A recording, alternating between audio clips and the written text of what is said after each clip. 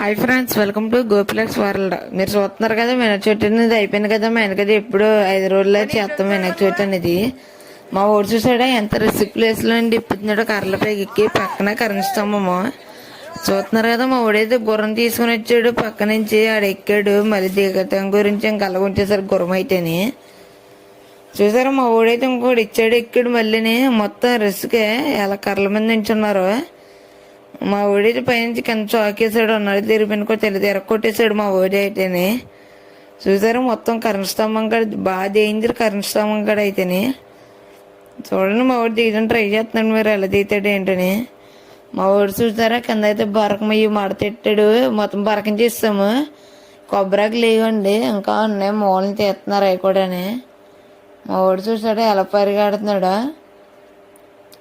చూడండి, మా వాడు తిరుగుతున్నాడు, ఇంకా అలసిపోయాడు. ఇంటే ఫ్రెండ్స్.